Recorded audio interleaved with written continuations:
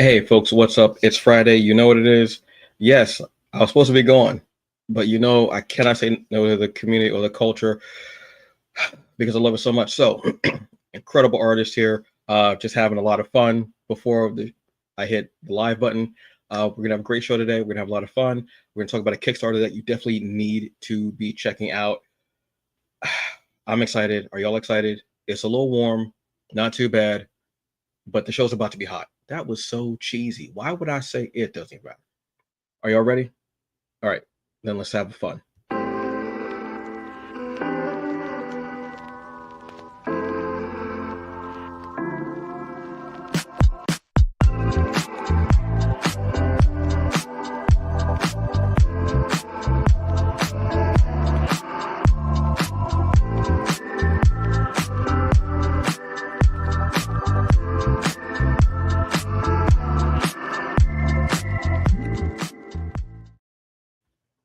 Hey, folks, and welcome to another episode of The Hungry Bleak Show. I am your host, Antonio Pomares, aka The Hungry Bleak. That's where the name comes from. It's really not that imaginative, I'm going to be honest with you, but I like it, and it's very easy to remember for me. So great. So it's Friday. So before we have this incredible guest come on, it's Friday. I got to ask you, it's been a week, I know. So let me ask you, how are you doing? How are you feeling? Did you drink water? Good, great. How's work? I know. Sometimes things like that happen at work, but always remember what I say. Do what you got to do today so you can do what you want to do tomorrow. It's a stepping stone. Think about it like that, okay? And plus rent, and, food, electricity, cable if you still got it, streaming services, everything like that. So do what you got to do today so you can do what you want to do tomorrow, all right? How are your loved ones? How's the family? Okay, I know. They say things like that sometimes, but remember, it's all love. It's all love, right? Cool. Even though sometimes family is like that, we got to step to the side and give them grace, but they're good. Did you take your meds? Whether it's for physical, mental, or emotional ailment, I want you to be the best you that you can be. Remember that. I'm not trying to police you. I just want to make sure that you're good. An empty vessel cannot pour into anything else. Remember that. You got to be you so you can give all the people in your life that deserve it the love that you want to give them. All right? Always remember that. You are worth it. Cool? All right. So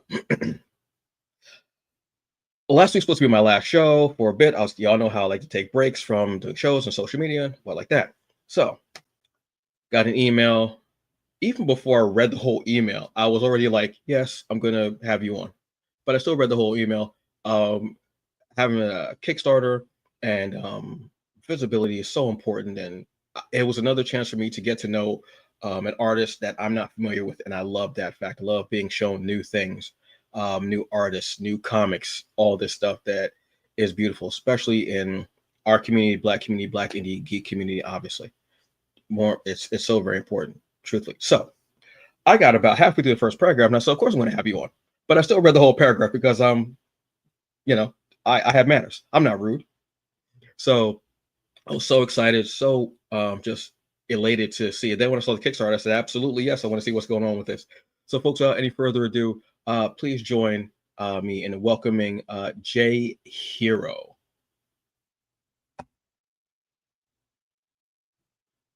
Your mic is not on. Oh, there you go. Hello, everybody. How y'all doing? Hey, Antonio, thank you for having me on today. No problem at all. Thank you for reaching out. Truthfully, I truly enjoy. I truly am thankful for that. And thank you for giving me your time as well. How are you doing today? I'm okay, taking it one moment at a time. Sometimes that's all we can do. Some people say one day at a time. I go, yeah, but there are some days where you got to take it every hour, maybe every minute, however you got to take it. That's what it is. Exactly. But for this time right now, this is the chill time. This is the end of the week. We are going to have some fun. We're going to laugh, and I'm going to ask you a ridiculous question at the end of the show. All right, let's do it. So let's go. So, what was your introduction to comics? Well, my introduction started with the well, I always tell people this Superman the movie. I don't remember exactly the first time I saw it, but I saw at the time I saw it so many times. It was on repeat in my VHS, and it was just a movie that transformed the way I saw the world. That hey, I could be this bulletproof black boy and be unstoppable, be all these different things. And so it was maybe one of the first times that I saw myself or part of myself. And so that sort of unlocked something, within me, within that area. And so obviously Superman was my trajectory, starting with Superman the movie. Then I got into the animated shows, and then eventually the comics, which eventually expanded my world into the world of superheroes and who and what they are, and it also inadvertently pop culture as well. So people ask me the question before, like, when was the first time I saw myself? I was actually asked that by Netflix at one point, and I struggled to answer that question because it was during an ad campaign, and I struggled to answer that question because I feel like in some ways the agency that was asking that question, they wanted a specific answer, and I couldn't give them that, because I saw parts of me in different characters. And so when I was introduced to Superman in comics, or in the movies, and then in comics, I saw part of me in him. I saw part of myself in characters like Xena and a character like Bert Static. So there were parts of me in these different characters. And then when I was introduced into comics, of course, the beautifully colored panels just allowed me to just escape into like all these different worlds of fantasies and magic. And as an artist, and I was a very imaginative kid, like I am a very imaginative adult, it really fed into me as an artist.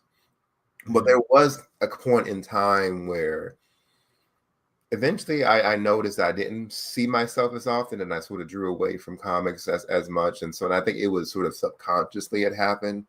And then it wasn't until maybe the New 52, so some time ago, where I reintroduced myself into comics. But prior to that, it was that was mainstream comics. But prior to that, it was the Black comics indie scene that I was introduced to more so. And I would like to credit that to a late friend, Maya Crown Williams, who introduced me to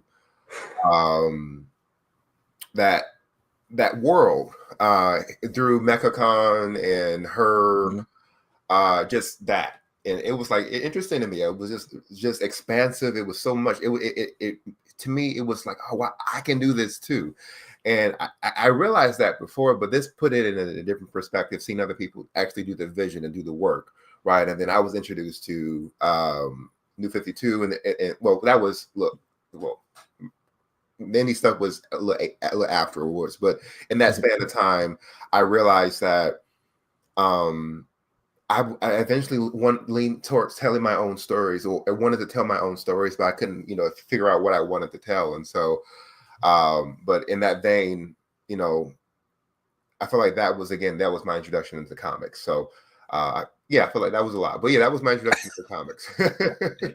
No, it's always such a huge answer. It is to ask someone that. So I love hearing people say, well, I started with this, but then this and it's this huge thing, but it always comes back to the core of comics. Superman was, Superman the movie was, I don't know if that was my first introduction. I remember watching it it was on TV. I didn't watch it in theaters or what have you. I don't know if because I know I was very young when it came out. So I think it may have come out just before I can't remember. I'm old and it's a long time ago. To hell with it. But yeah, I think that captures so many people's imagination. It still does. I mean, Superman is one of those characters that you could go somewhere. They said if you could go somewhere in a remote jungle where they don't have TV or anything like that, or they don't have comics, and you will find someone there who has like a Superman T-shirt or something, that just because they found it, it was donated, they bought whatever, they have it, because it's one of those characters that is so a part of the culture, like just pop culture, just like the culture of the world. Yeah. That's one of those characters. That's one of like those seminal characters that you there's no way that you could get rid of Superman. There's no way that you could scrub that. And that's what I want to see for so many of like Black indie like creators. I want your work to be so woven in that there's nothing that you can do to get it out. Yeah, those are. I wanted to say, you just inspired a thought. I feel like I was kind of felt inspired to say, a part of the way we're going to see more visibility and more of that, what you just mentioned, more of that people gravitating towards Black indie characters, is a part of that focus also has to lean towards creating a world in which respects and honors and humanizes Black people. And so we have to do both and kinds of things, making sure that we're telling our stories, while also doing the liberation work to raise our voices for the things happening in the world, so that we can make sure that the stories we're telling, obviously part of the purpose, I feel like a lot of creators are telling the stories because they're telling their stories because they feel like they don't have the space to do so, or they don't they felt undermined or undervalued in certain ways, or felt like something was missing. And so I feel like the goal is to create a world where we don't feel like a lot of those things are missing. And so I feel like we should continue to do that both in and outside of comics. And I always say those things work hand in hand, because if you're a fan of superheroes, for example, I feel like you can't really be a fan of these characters and not have some of their values instilled into you in some ways. Yeah. You know what I'm saying? Yeah, that's it. Yeah, I feel like every time someone creates a story, especially when they're doing stories and they have characters that they identify differently than, and they're giving those characters agency, voices, love, just respecting them. I feel like every time they do that, they're adding another brick to that foundation that we're having. And when I see people doing things outside, when they're doing the comics, yes, and then they're speaking up, whether it's on social media, whether they're like in their actual life, if they're going to protest, whatever it is, and speaking up and doing everything. But also, and someone taught me this. Someone also told me that one of the ways to revolt is also to love yourself and to enjoy yourself and to actually have bliss. And I was like, I never thought about like that, because of the dehumanizing. Yeah. And one of the best ways that you can humanize yourself is to love yourself, is to give you. Sometimes you just need to take a walk, 5 minutes around your block. If it's New York, probably 10 minutes, but around your block. Sit outside and read. Have a cup of coffee or tea or whatever it is. Even if it's 5 minutes that you're taking to yourself, that 5 minutes is a revolt against the tyranny that's happening. And I never thought about it like that. So I see every little aspect, whether it's speaking up, whether it's you creating your comic, your novel, whether you're wearing a T-shirt against it, whatever it is, whether you are loving a person that they're telling you is illegal, is morally wrong. All those ways are so they're beautiful ways of revolting, of humanizing, of showing that we're here. And every time I see something, like, I'll tear up a little bit and I'll go, damn, yeah. And because it's because you never think about it in that sense, but there are so many ways, and they're all beautiful. Some are going to be militant out there with the boots on, the the camo pants out there writing the signs in the paint. Sometimes it could be, girls' weekend, y'all going to Cabo, and that's y'all loving yourself because the rest of the month was hell. You had to go through hell and high water doing this, that, and the third. Or it could just be out with that person or persons. Shout out to my poly people always out there holding hands and just having a night out, dinner, date, or movie or whatever it is. Like, it's all just, it's I'm sorry, folks. I will be talking about comics, I promise you. But this just got deep, and I'm just thinking, I'm just reflecting on life itself sometimes, because Oh, and I think you bring up we some got to that interesting point. points too about Yeah. the idea of, like, for example, like I want to bring up something you brought up earlier, Yes. which is a point that I am thinking about when it comes to community. You mentioned, the quote that I always hear, which is, make sure you pour into yourself first before you pour into other people, which I do believe in, and for the most part. But I do want to say too, like when we talk about community and like liberation and things like that, I feel like there is in part a individualistic aspect to that saying as well, meaning that sometimes community requires you to show up when you're not comfortable. Community does not mean convenience. Sometimes someone needs you when you are not full, when your cup isn't full. And sometimes showing up doesn't mean showing up when you feel like it. Like sometimes your friends need you to come to that party that you've been saying you want to come to, but you still don't feel like coming up because you feel like this, that, and the third, and you still need to show up. Or you may feel uncomfortable, or another more a harder example, you may feel uncomfortable, or you may risk losing something, speaking out against some sort of injustice. But by you doing so, you are actually helping other people. So there is something so liberation, this world that we're building towards, is going to require some sort of sacrifice from us all.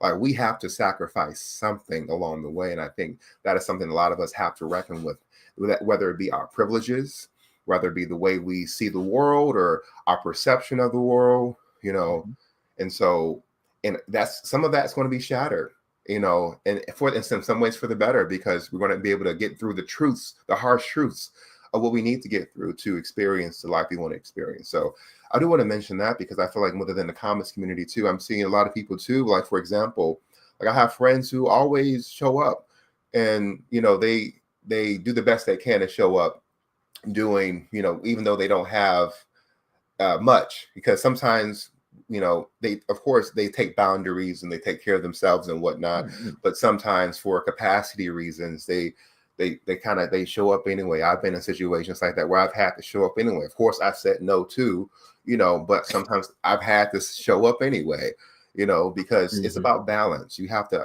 maintain that. But I did want to mention that because I did experience a bit of that in the community here, because I've noticed the comics community, for one, is very tight, but it also is very if you find your family, the right people, it can be a very like nurturing and like fulfilling experience too. It can be where I found my balance, and I'm horrible at this, but I let people know, like right off the bat. Anyone who knows that this is what I do. If there's an event, I'll go to the event. Aside from New York Comic Con, if it's New York Comic Con, I'm staying the whole day, because those prices are crazy. I'm staying the whole day. I'm staying until the lights start shutting down. They start shutting the floors down. Then I'll leave. But the whole day I'm staying there. But if I'm going to an event and and I'm seeing all these Black creators there, and I'm going around saying hi to everybody that I know, maybe not know, what have you. I say hi when I first get in early. If there's something I see that I don't have, I'm buying it. Thank you very much, because my battery, my social battery is constantly low. I just don't. I'm good. I'm an only child, so I think that's probably why. Oh, okay. Well, I was raised as an only child. I have a sister, but I was raised as an only child. Yeah. So I say hi, and then I do an Irish goodbye. Okay. I'm out the door. But people, I'm not even doing that. Like you'll say, because I'm not. No. Y'all know what's about to happen. Let's be real. And I'm saying, hey, what's going on? Oh yeah. I try to come back. I really do, but then I go, yeah, man, I gotta get out of here. I gotta go. But I make sure but I feel like showing up, even when you're not, if you're like at 1/4, I feel like even though you're showing up and you're not full, that will fill you. Because even though I go to those events and I do like leave that, early, it fills me, because I'm like, I got to see them. They're good. Because there are times because there are people who are not here anymore. Maya is one of them. Yeah. Who Yeah. I would always make sure to go to her table, give praise to her. Yeah. I would say that, because I felt like it was like walking into the Queen's court. I have to acknowledge her.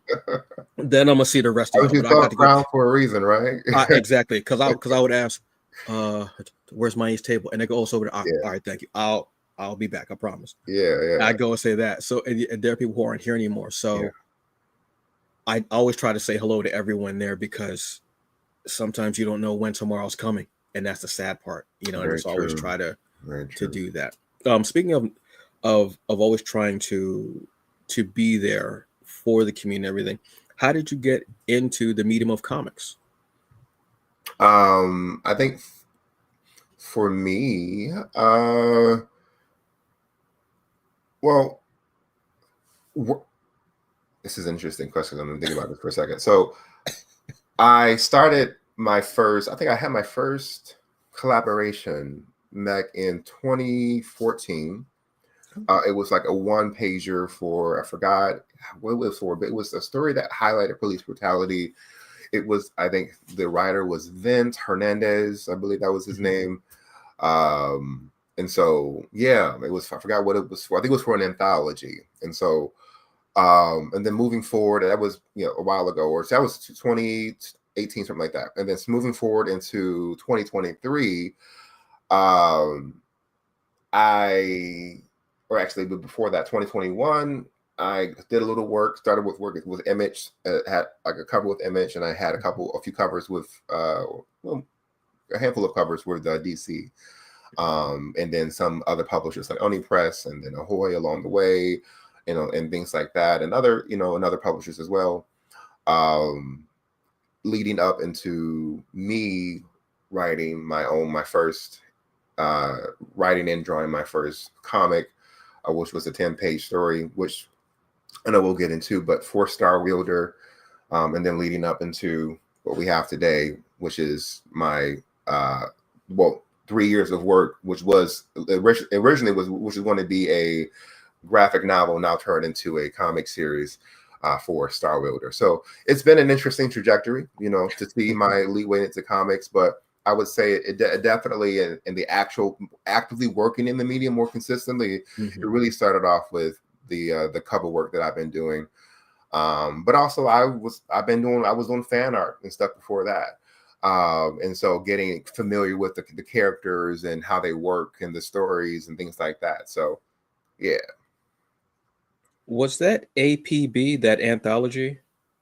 Which one? Was Artists Against Police Brutality? Was that the anthology that you're talking about? No, I don't think it was that one. I don't think it was that one. Okay, I'm trying to, like, after the pandemic time is like weird to me Yeah, now. no, I I can't understand. place something in. I'm like, is that no? That was like 15 years ago. Like, oh, damn, my fault. I'm sorry. No, yeah, it's still It relevant. does, yeah. Your work is absolutely beautiful, by Thank the you. way.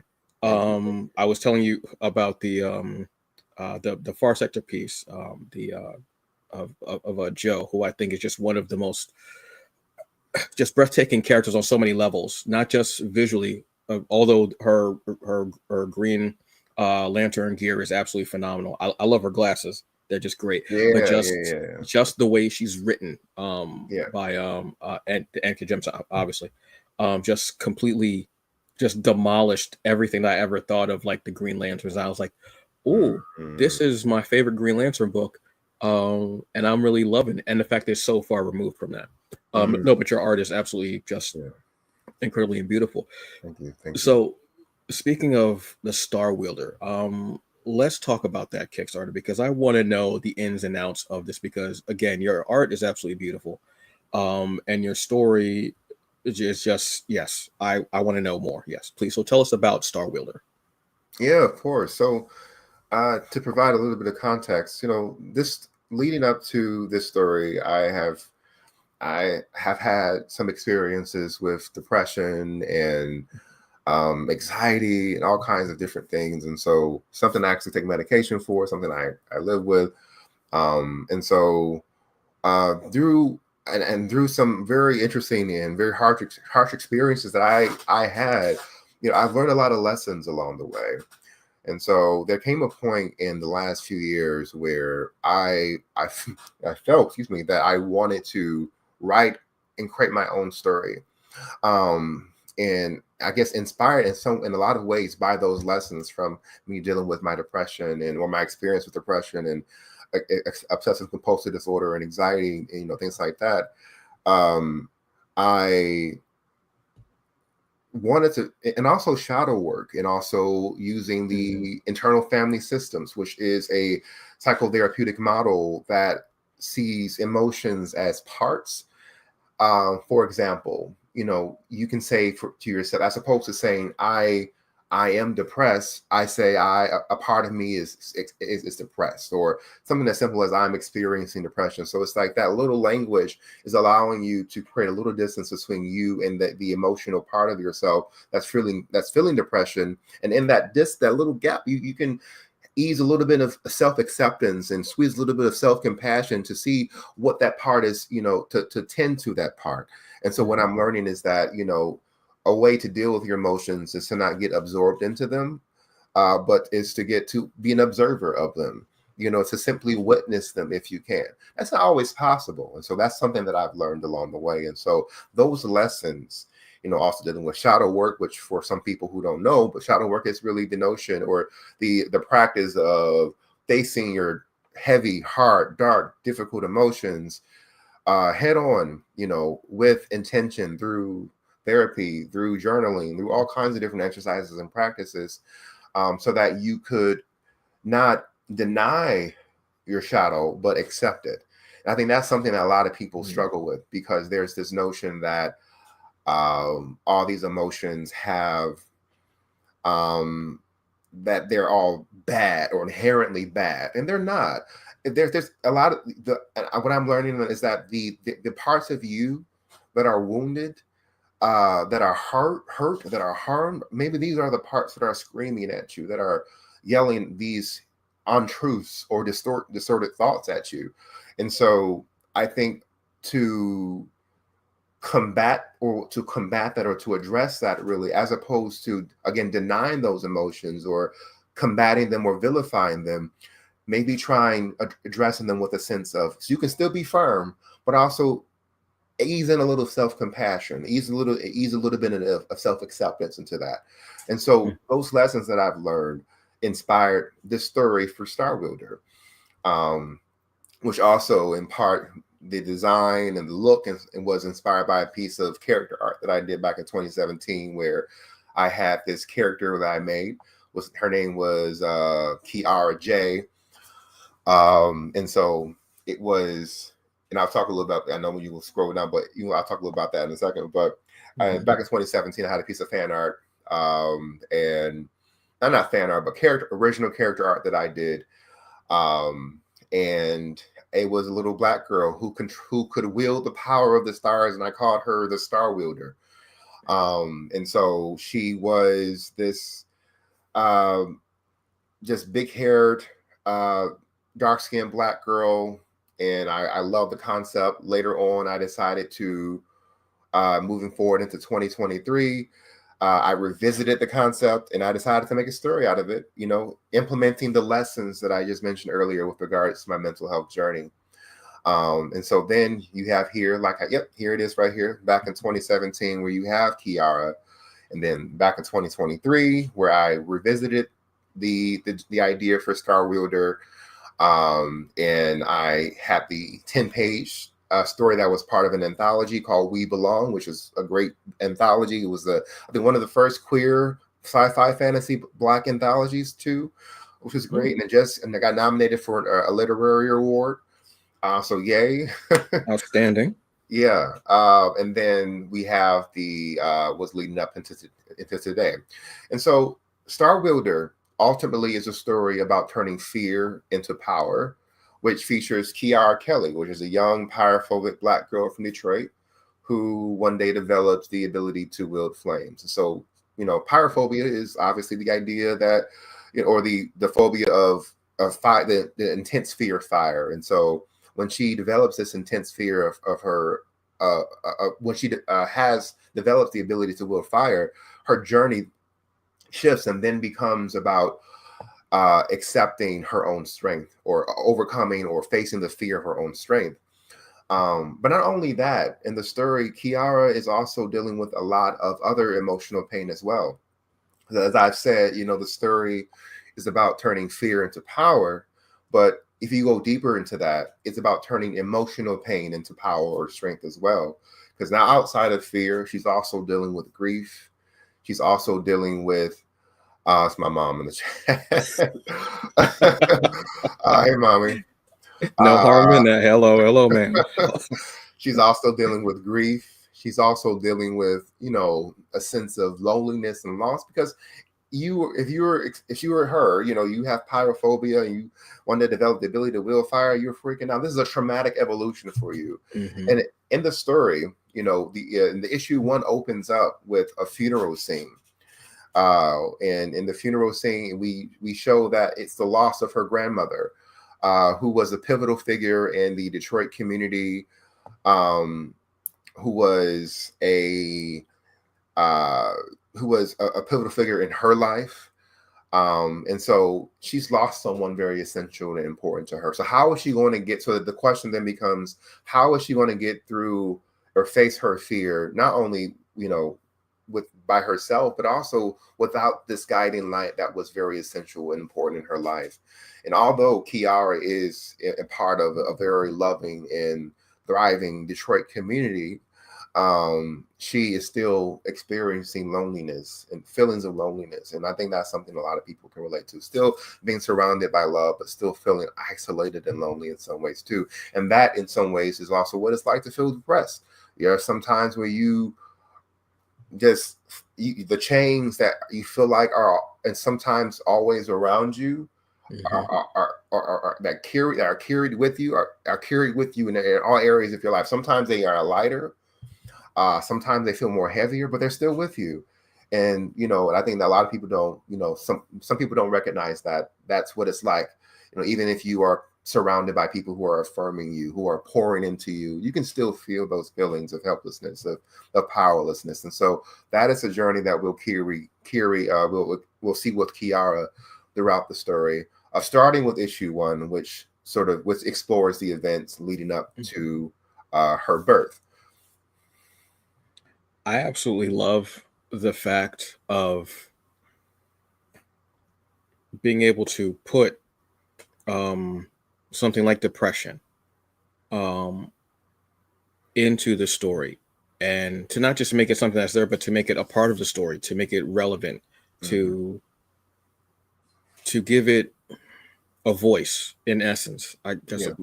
Maybe that's not the best way to say it, but to give it something more there, and to talk about, and for you to even put a piece of yourself into the book. Yeah. Is always beautiful. I love seeing more and more creatives speaking out about whatever it is that they're going through, whether it is a physical, emotional, or a mental ailment.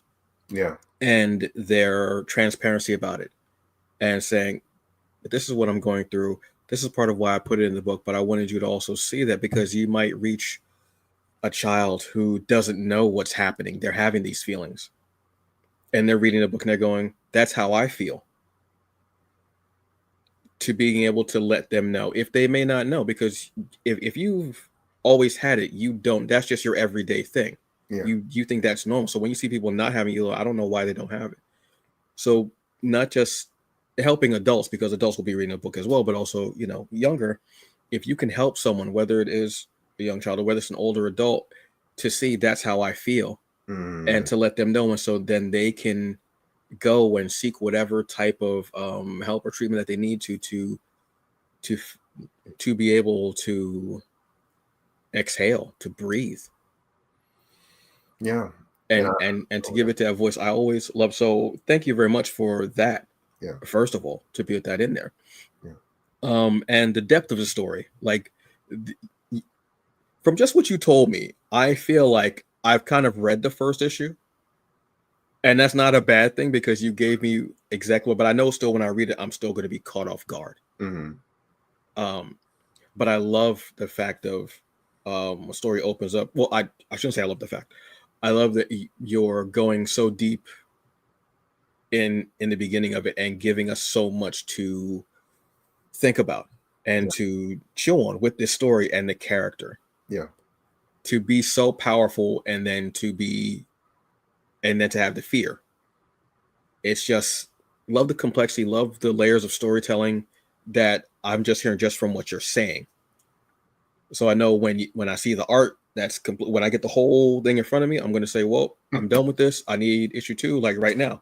Now I'm gonna have to hit you up and say, hey, Jay, where's issue 2? Like, what are we doing here, bro? Just finished it. Come on, man. Come on, man. No, but seriously, I absolutely love that. If feeling with you. What has been the most rewarding thing about giving Star Wielder breath and bring it to and actually having it here? It's interesting. That's a great question. I know, it's still, because it's still forming too. In some ways, it's still manifesting, but in some ways, it is here. And so I've announced it, and the world knows about it, and more people know about it. And so it feels scary. I feel vulnerable. I remember when I first announced the Kickstarter. I had, in full transparency, I had a bit of, honestly, a bit of an mini anxiety attack, because I was scared. I said, oh no, I worked very hard on this. And what if people just aren't vibing with it? Like, what if they don't like it? Well, all the what ifs, the cognitive distortions were weighing on me, and I had to, similar to, again, to Kiara's journey, face these things. I had to literally sit down and face them. I had to sit down and close my eyes and say, okay, what are you feeling? What are these thoughts telling you? Or, and then I said, okay, this is what I'm feeling. This is why I'm feeling it. And so when I had the answers to those questions, I was able to take a few deep breaths, and then get myself through that situation with clarity, and introspection, so that if it did happen again, or when it happened again, because it did happen again, I had the wisdom to get through it that time, from my past experience.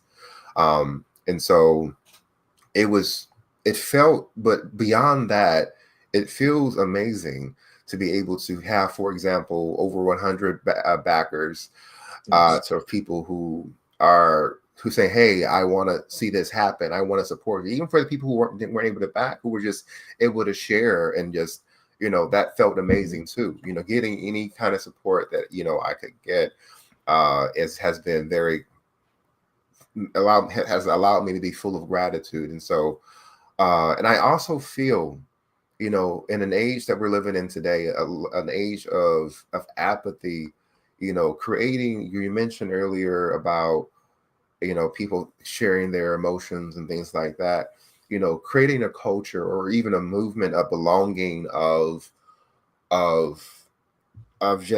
community is essential now more than ever, because this world, the country that we're living in now, is sort of denying the humanity for many of us. And a lot of us are feeling powerless and afraid, not knowing how we are going to get through the day, our lives, even in some ways, because the trajectory of our lives has been significantly changed in the last year or so because of the events that have occurred.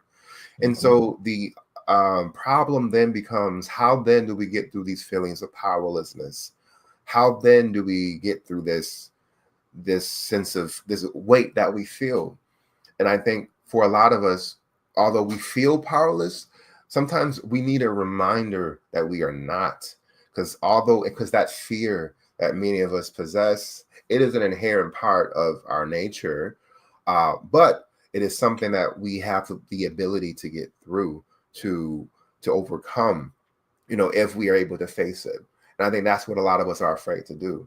I feel like, for example, we talked about liberation earlier. The liberation of all people requires us to take a sense of self-accountability and to ask ourselves, even in some ways, in what ways am I causing harm to the world, even inadvertently? And that is a scary question to ask. In what ways is my privilege harming others, for example? And so that fear of the truth, even for a lot of us, in order to gain a more liberated and free world, a lot of us are afraid to face the truth of how scary and messed up the world is for a lot of us. Because you see a lot, the education is being undermined, and you see a lot of, we live in a culture of anti-intellectualism. AI is sort of the epitome of just distortion and falsehoods and illusions. You know, it is it is in largely in part what it was designed for, to create deception. And so a lot of people are afraid to face the truth of what they've been groomed into believing. And so this story, in part, you know, is a reminder, a gentle reminder in some ways, or even some ways a firm reminder to say, hey, you have everything you need inside of you. You know, you have everything you need to face, you know, what you need to face, the fear, the grief, the loss, the pain that you feel. It's okay to feel that. And so what you have to ask yourself the question, you know, can you get through it? And I believe you can. And so Kiara's journey is about facing that in addition to other obstacles in her life. You know, she's going to go through the hardships of some of the stuff that we go through in our reality, in our life, dealing with someone or things that are relevant to racism and white supremacy. But these are the external antagonist, or the external conflicts. I feel like the more significant conflict that she'll have to endure is the one within. Not to say that the external one won't be interesting, because I have some interesting twists and plots and turns and stuff for that. I'm very excited about that. But I feel like the weight of the story mostly comes from her inner, the questions she answers through her journey internally. Yeah, I just from the description, like I said, from listening to how you were describing everything from this first chapter story and the story, I know that there's going to be a lot there. Whether it is external, but like you're saying, that the internal struggles and conflicts can be the ones that truly to test a hero or test a superhero, and not just the outwardly things. Obviously, those will as well. Excuse me, but to have those internal conflicts and the internal dialogues and that character questioning what they might be doing or whatever it is for them can be such a great can be such a great I'm trying to think. I don't, for some reason the word meat keeps coming to my mind, and I know that's not the word I mean, but it's something that's there, like the meat of the sandwich. That's what I'm trying to think of. Jeez. No, I get you. The meat of this, you know what I mean? Just Yeah. like the meat of sandwich and having that there. So it's beautiful. Folks, in the episode description, I have the link for the Kickstarter. It's there, and you should go through everything. I mean, you just got a great description of the story, but I want you to go through everything. Look at the art. The art is absolutely, there's a depth to it, which I absolutely love, which is, I love when the story has a depth and then the art just adds to it's like it's like they deepen each other. The story deepens the art and the art deepens the story. I love that feeling of when they're just working in unison. That's beautiful. Go through the tiers. There's some great ones. There's digital, there's print, as always. You'll be able to get both of them as well. You can always find a tier that hits you just right. And that's what I love about it, is people keep doing Kickstarters and they're learning and they're growing and they're asking questions and people are networking, whatever. And I mean, Kickstarter has, I mean, they have like basically a whole division for comics now. They had to, because it was just such an amazing thing for creators. You go through them and you'll find so many different tiers that will actually hit you, and you'll find little goodies and extras too, which are a beautiful part of it. But don't forget, you want to definitely hunker down into the story and the art and really vibe on that. But if a Kickstarter has some things that you like that you might want to put on yourself, whatever it is always cool too.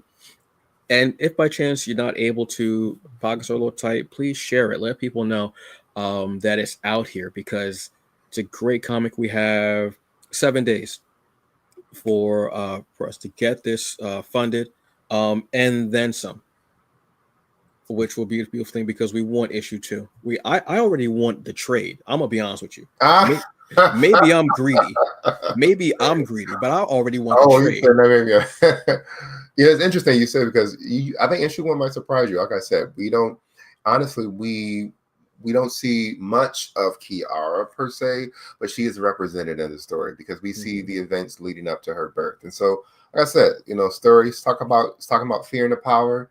It's from Detroit. We're going to see things like the Birdwood segregation wall, which was a redlining wall here in Detroit.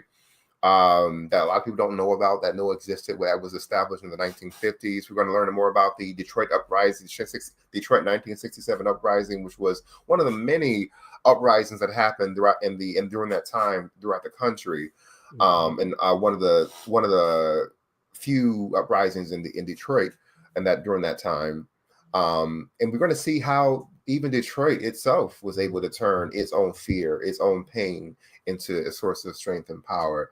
But we got to see it go through that pain and stuff first. And so there is Kiara's legacy, which is what we explore in issue 1, is deeply tied to the resilient in history of Detroit and its Black people, and the other characters you'll find in the story. So I'm really excited for people to discover this and also to learn something along the way, because again, in an age of historical erasure, we need stories that are like this, that are highlighting history. But I always also say this too, in an age of fear, hate, and injustice, we do need more stories about courage. Yes, absolutely. And Star Wielder is going to be that story for you. So I need you to hit the link, go check it out, and go and pledge, and so we can get this story here. Because like I said, I already want to trade. I'm greedy. I don't care. I know that sounds incredibly selfish, but whatever. Because I want to see this come to fruition, because it's beautiful, and I love the feeling that I got from just reading about this and that. So, but before we were doing this, or reading the synopsis of it and going through the art, it just felt really nice, and but also the art is very beautiful. So there's that as well. So I want to ask you, we were talking about the having to do things for self-care. We talked about that a little bit earlier. What's something that you do for self-care? Meditation is something that helps out a lot. Okay.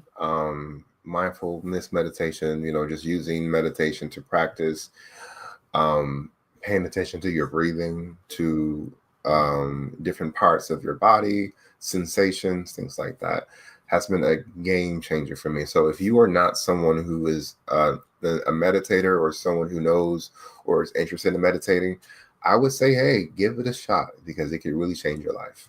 And don't worry about like, oh my God, I can't focus, and I can't get rid of the thoughts. Oh my God. I was there. I understand. But the intention is not to get rid of your thoughts. It's to learn to sit with them, because your thoughts are not going to go away. And this is a practice, even what I mentioned earlier about dealing with your emotions and, facing your fears and all that stuff, by you learning to sit with your emotions, even when they're hard, they're heavy to hold, too heavy to hold, and they're all those kinds of things. By you learning and teaching yourself to deal with those, or to face those emotions each time you meditate, you build resilience and mental and emotional fortitude. And so I would really encourage it if you haven't tried it already. Yes, that's a good one. I remember my first time trying to meditate. I was like, I'm not doing this right at all. I just don't, because when you see it, you think of people going, you think of that. No, and you think of that quiet and stillness, but you realize you're still a human being. It's still, you still gotta, random stuff is gonna pop in your head. That's just what it is. You're gonna think about that cheesecake. You're gonna think about, that thing that happened to you 10 years ago that you still mad about, that embarrassing moment that happened to you when you was a kid. That's gonna come to your mind randomly. Why? It does no reason, but it's gonna happen. But you just learn to sit with it anyway. That's the experience. Yeah. Sometimes like you might have a cringe thought that comes to you, like, oh damn. But I think sometimes that's, well, like you're saying, you have to sit with those thoughts and go, okay. And that's what it is. But it's not going to be like, it's just going, that there's like this stillness, and it'll just be like, oh wow, I can feel the earth's energy. I mean, that might happen to you. That might. I'm not saying it's not going to. It's a possibility.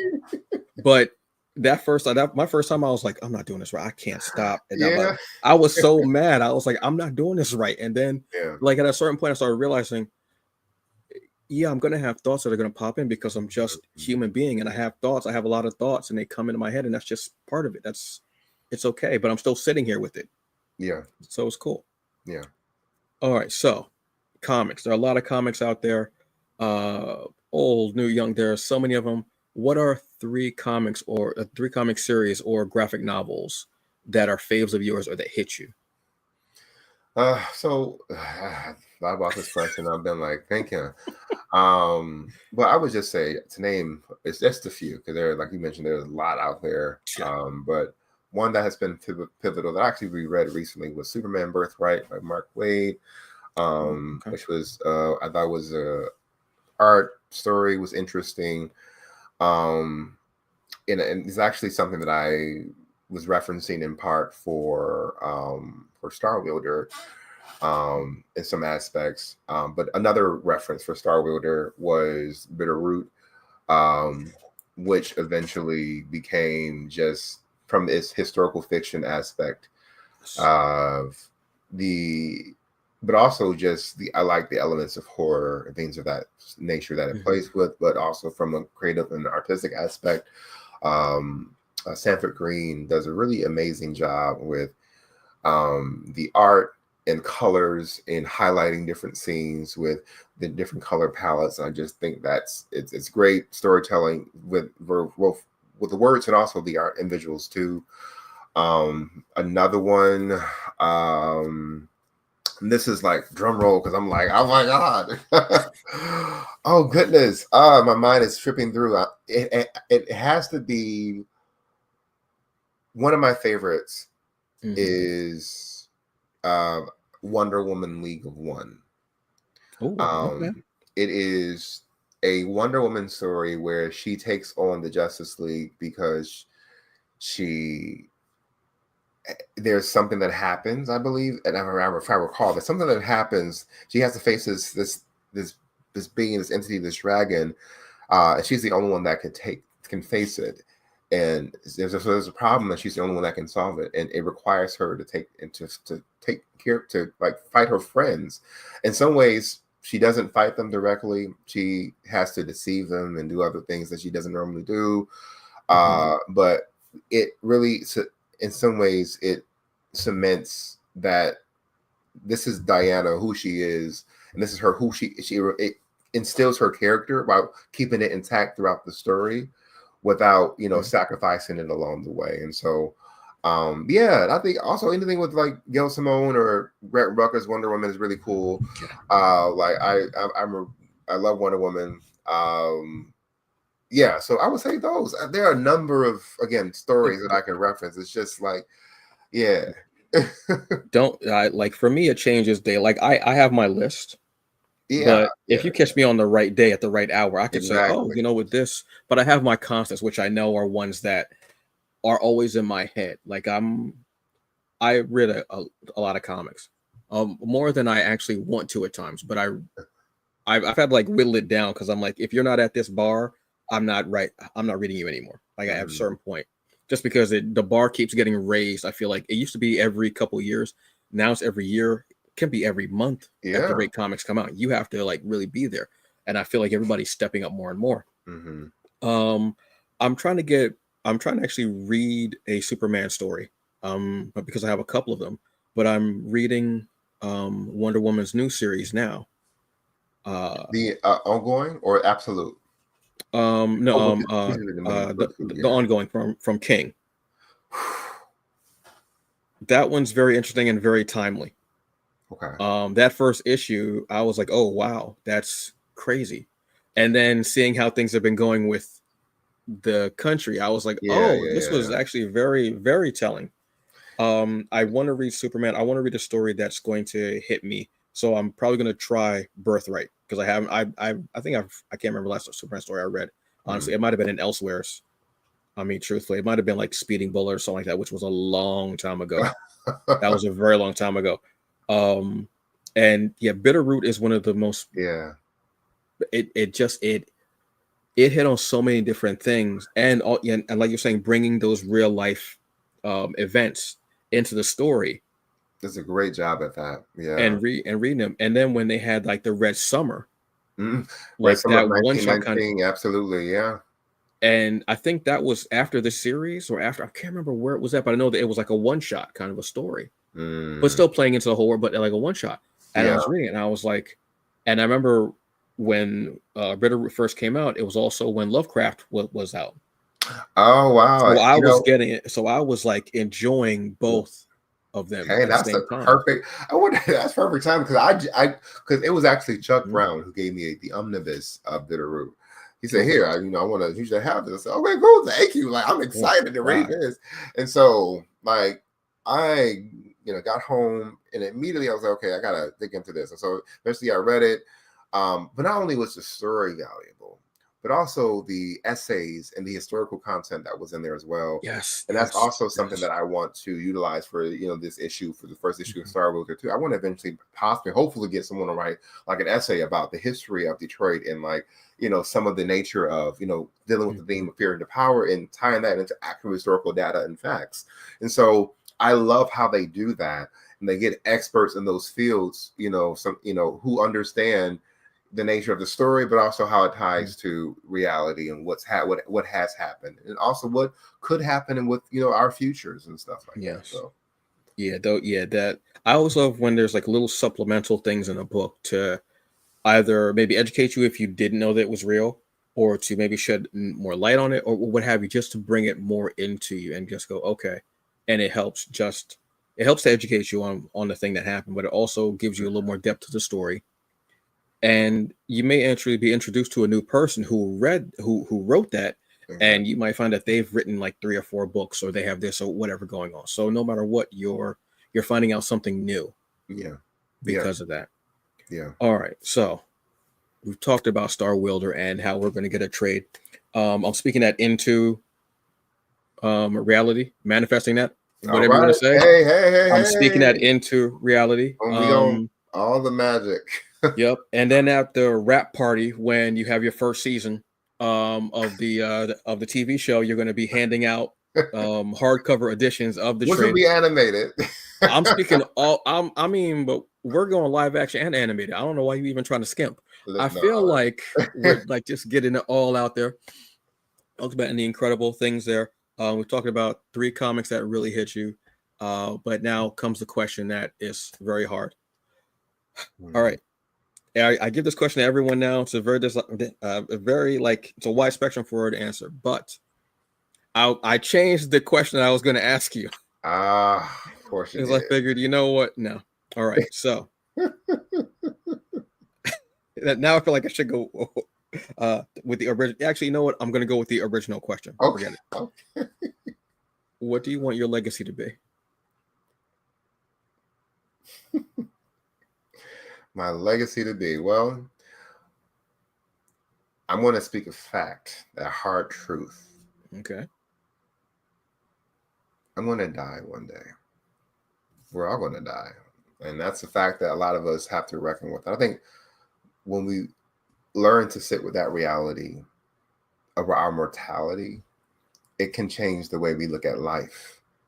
But I think we live in a culture of grindedness and hustle and Mhm. moving so quickly that we don't take the time to be in the moment and to recognize the beauty of life all around us. Although there's so much pain and turmoil and injustice in the world, there's also a lot of beauty too. The earth is a reminder, earth itself is a reminder of that hey, its resilience, its ability to thrive, because nature will find a way, right? And Mhm. so in part, I want my legacy to be just my creative voice, my art, the way I want it to be in the stories that I tell. I want it to be the the the adventures that I've endured, whether it be starting a Comic Con when I was 25 to eventually founding a nonprofit, Mhm. to having experience with Netflix, with DC, with Image, with all these different organizations, and doing murals and all kinds of experiences. I want my legacy to be that, for one, 3 things.